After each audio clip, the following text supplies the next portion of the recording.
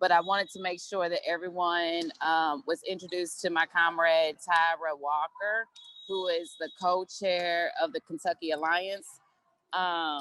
So I don't know if she's still on here or not. She is going to be working with me as well as Dana Ayana, who is an Indigenous woman, one of the only Indigenous women that has been fighting for justice for Breonna Taylor. And so I just wanted to make sure everybody was on the same page. We're probably not going to be able, I personally will not be able to attend weekly because we have so much going on and we're still fighting here for justice. But I definitely want to stay plugged in, and I want to kind of, I guess, get that figured out of how we can stay plugged in, who is going to, like, what jobs we're going to do.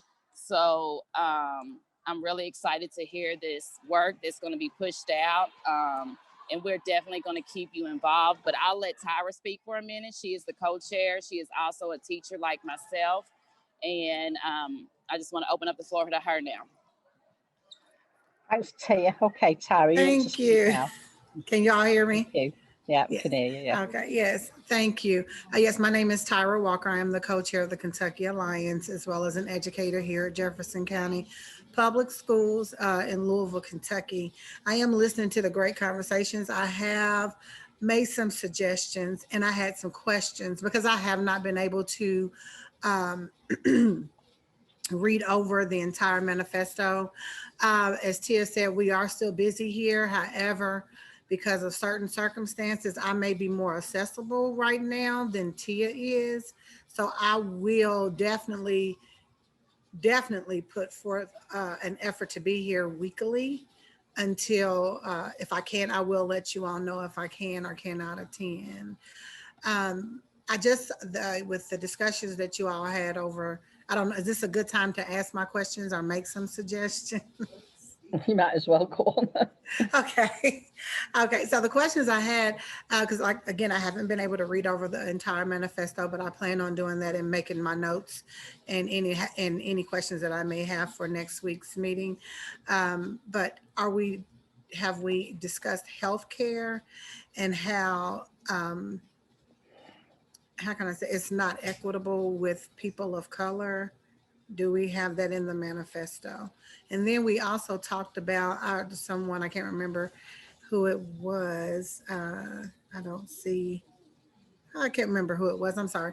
But he discussed the length and how long the verbiage of the manifesto was. So I didn't know if there was some way we can, or if whoever's going to be working on it, if there's some way we can merge some of them together if they're pertaining to the same issues. Tyler, would you be able to submit amendments to it? My proposal is we have some amendments admitted perhaps by a certain date, because we're going to return to the subject of the manifesto. And you'll be able to talk about it then.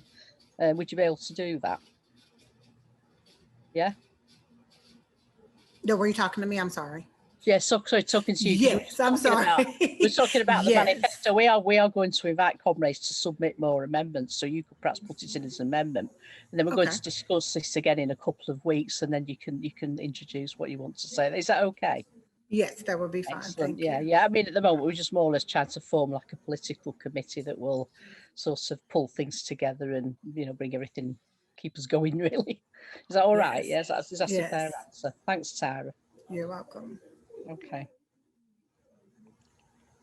Anybody else want to put themselves forward for the political committee? We've had quite a number of volunteers already, but I mean, the more widespread around the world we have people on it, the better, really, obviously. Anybody want to say anything about what a political committee should do? And Tara, you've got your hand. Have you got your hand up again? Yes, I do. If we're working on different policies, that should be something that the political committee should be working towards. That's right. Is that something that we're working towards? And I'm sorry, because I'm just now coming in, so I have some questions, and I don't want to take up a lot of time. Well, there's no other hands up at the moment, so you might as well ask. Okay. So if there are policy issues that we're working on, and I know we were talking about the climate and things of that nature. So maybe that should, anything dealing with policies, that should be something that the political committee should be working towards. Okay. Roger, we've got we've got volunteers already, haven't we? Are we seeking some more? I've not got any hands going up at the moment. Do you want me to read the list of who's volunteered so far? Do the comrades want to know who's volunteered so far? I mean, Yeah, well, so far, from Britain, me, Ed, Pam, John, Karel, Dave, Jabu, and now Felicity and Jim. From Ireland, Jimmy and Finn. From France, Olivier, Vincent, and Pierre. From USA and South Africa, David. From South Africa, Rob. From Denmark, Rolf. From Iran, Aman. From Belarus, Hannah. From Sri Lanka, Saranapala. From Germany, Jörg. From Brazil, Silvana. I think that's all so far. I mean, that's a really... And all right, and Laurent also, thank you, from France. Yeah. I mean, that's a really excellent start. I think the proposal at the moment is the political committee will meet once a month. So it's not like a weekly commitment, that from the political committee will establish a committee to do a bit like the day-to-day running of things. Hang on, what's Dave said later? Yes, that's right. Yeah, we'll elect from the political committee. We'll be elected like a executive committee that will do the day-to-day running of things. Leslie.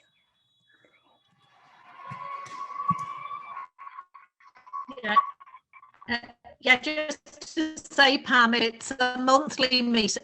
Just to say, Pam, if it's a monthly meeting, I would be okay for a monthly one. Yeah, that's the idea. Yeah. You got me? That's fine. Yeah, I mean, the committee that ran things will be probably meet weekly, but that's you don't have to go on that.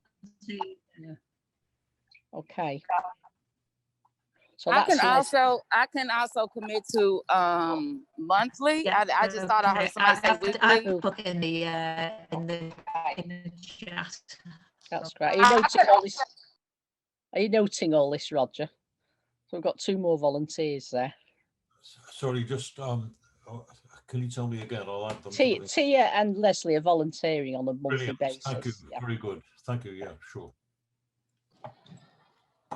So I have a quick question since I'm just now jumping in. How many committees is there? Is it just this executive committee and a political committee? And yeah, let me just ask that first. Yeah, there's both. There's a political committee, which hopefully will cover various parts, all parts of the globe, hopefully. But also we need a committee to actually run things, which will be elected by the political committee or chosen in some way, who will do the day-to-day running of WIN, and that will probably meet weekly. But that's I think we come to that question after we form the political committee. Go on, Laurent. Yeah. Oh. Excuse me, comrade. Are you hear me? Yeah, we can hear you. My English is very bad, and it's difficult to me to speak English because I am French. Okay. I am a teacher in France. I'm a teacher of history and geography, and an activist in the trade unions, FSU, Fédération Syndicaliste Unitaire in France. And I am agree with the manifesto and the WIN, and I agree to participate the political committee. Excellent. with my French comrades. Then Roger said the names, and we are to fight against capitalism. We are to fight to socialism and to support worker class politics, independent of bourgeoisie. So we are to fight against, and I think we are to build the new international that the world working class need today. Thank you. Thank you very much, Laurent. That's brilliant. So Tyra's put a name down. Now you don't have to volunteer now. If you want to go and think about it, you can. But obviously, if you do want to volunteer now, now's your moment. Does anybody else want to come into the discussion about this? Anybody else wants to suggest anything that we should be doing or want to ask a question? Roger, have you taken note of everything? Do you feel we should leave it at this for today? Yes, I mean, I've got Mm. the list of everybody who's volunteered. As you say, if anybody else wants to volunteer, of course, the doors are open. The political committee will have to meet, we'll have to decide when to meet and what its agenda has got to be. I mean, what they want to discuss, and at a certain point to elect an executive, or should we call it maybe an organising committee, might be a better word for it, actually. Unless anybody has anything to say, I think maybe we should close the session. I know Comrade John Dunn is going to make some closing remarks. I actually, if I could just say a sentence, just to say, I'm absolutely overwhelmed by the success of this conference. We've met over 4 different sessions spread over the entire month. We've had really thorough discussions. We've had comrades participating from, I think, at least 20 countries. We've come on enormously in the last period, WIN from being a very small group based in just a handful of countries. We've enormously expanded our circle of contacts and our active participation. I think this is really the beginning. It's the end of the prehistory, if you like, of WIN. Now that we've started with a political committee, I think now this is the real history of WIN beginning. I think we're going to make huge strides forward. I would say one thing that it relates to the points I made in the session last week. We've spread wide. I think now our task is to dig deep. In other words, we're not now looking for contacts here, there, and everywhere. Of course, that's part of our work too. But the important thing is to develop our roots, to develop our understanding, and to build a proper foundations for in the future for a proper international. So that's all I want to say now. Right, thanks, Roger. Well, without further ado, I'll now call in John Dunn, who's going to make some closing remarks. Are you there, John Dunn? I believe I am, yes, yeah. Well, comrades, how do you close a worldwide meeting like this? How do you sum up all the momentous events that are happening throughout the world and which we observe? The beauty of this meeting shows that the growth of technology enables us to do this without writing letters, without telephone calls, without even jumping on an aeroplane to meet comrades. And as we've been meeting a comrade on another email list, when we've been discussing setting up an email list, has been sharing with me a live stream of the events in Russia, where women visiting from Belarus to show solidarity have been arrested, where it looks like the military have had to be put on the streets to quell the opposition that's growing. That is the strength of WIN, sharing things like that. And if we ever needed anything like this, then the pandemic is a clear, shining example.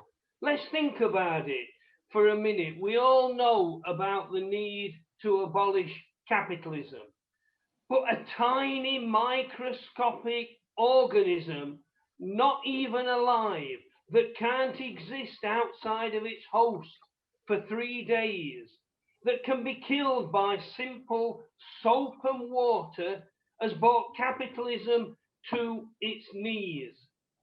But unfortunately, the main sufferers of that have been our class. That pandemic has been used by unscrupulous leaders as a cull upon our class. And today in Britain, we read that 650,000 businesses are liable to go out of business as a result of this pandemic. They're not the giant corporations. They're not the massive industries that have been using the pandemic as an excuse to fire and rehire on worse conditions. These are people like myself who couldn't find employment, who had to become self-employed, who set up tiny little businesses, hairdressers, massage therapists, people like that, people who've taken on old pubs and run them for the sake of the community. They are now being sacrificed alongside industrial workers in this pandemic. And if it ever needed a coordinated opposition, that is now. But we have to be modest, comrades. We might be Marxists, but we don't have all the answers. Our Marxism is not something to be waved as a flag, as a gesture of how great we are. Our Marxism enables us to be part of the class struggle, the worldwide class struggle. And we should never be arrogant enough to believe that we are an elite, that the working class needs a vanguard operation to show it how to do things, what to do, how to organize. The working class, ordinary workers, built the pyramids, built the great cathedrals, built the great architecture of our cities, have conquered hostile environments, all without this vanguard leadership. Can you imagine a joint session of the central committees, no less, of the CWI and the IMT in session, planning on building a pyramid, discussing, taking amendments as to what shape it should be, whether it should be round, whether it should be upside down? The workers got on with it and did it, and we have to understand that. And during these times, even during lockdown, workers are coming up with tremendous initiatives that we should share. We have to be triumphant and shout about our victories, no matter how small. Here in Britain, Rolls-Royce strikers at a tiny little town, Barnoldswick, on the Lancashire border, have just beaten a multinational like Rolls-Royce that wanted to close their factory. They set up virtual pickets because of the lockdown, because they couldn't picket openly.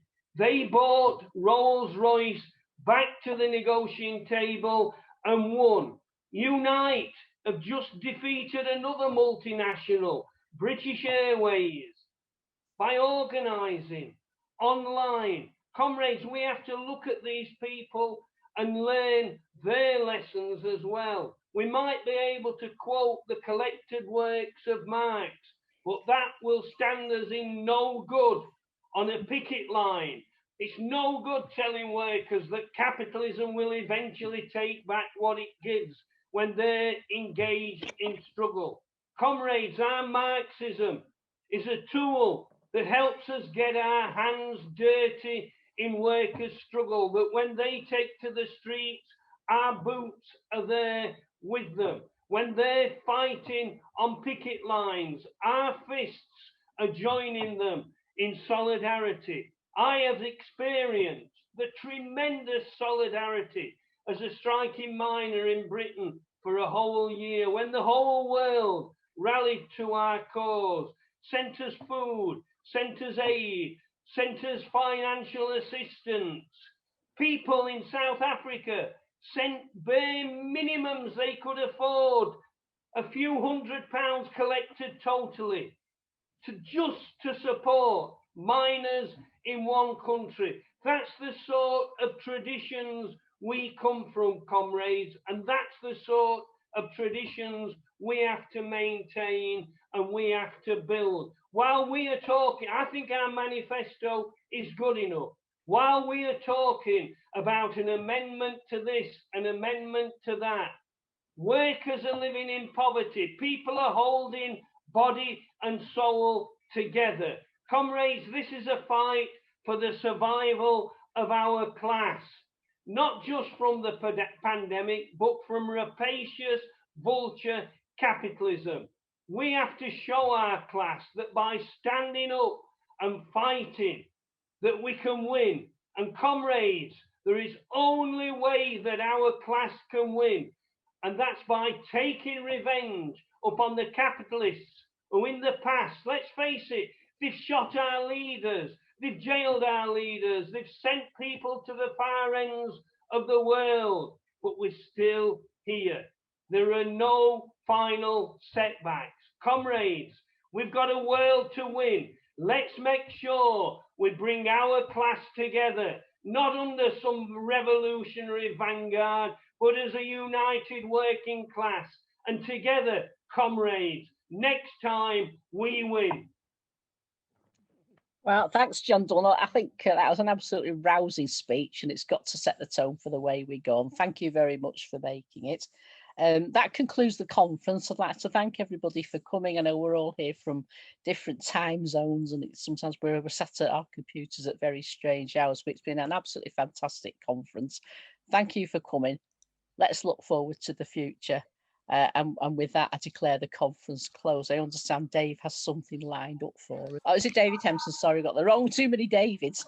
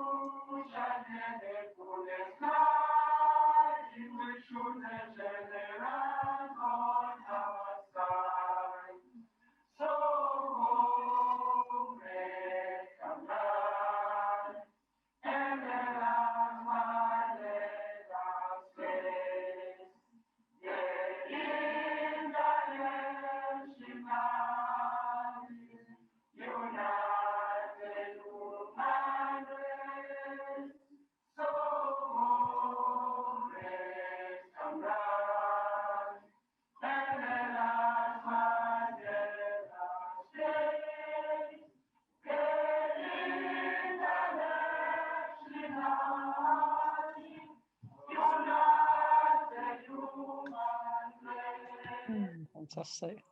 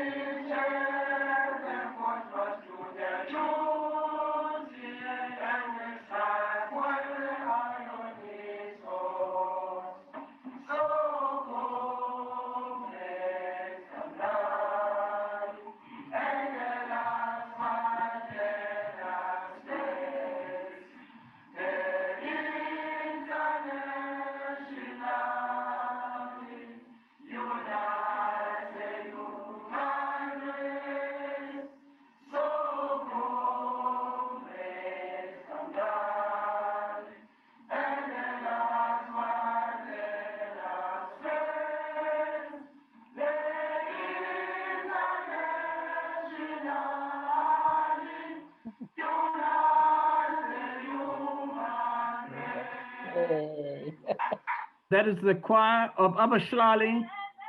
The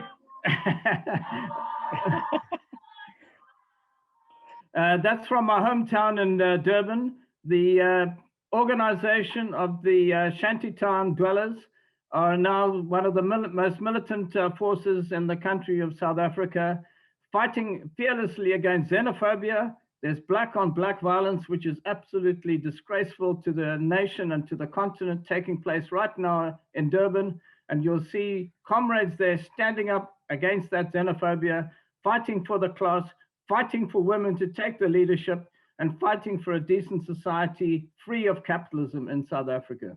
Thanks so much. Thank you. A very worthy end to a very good conference.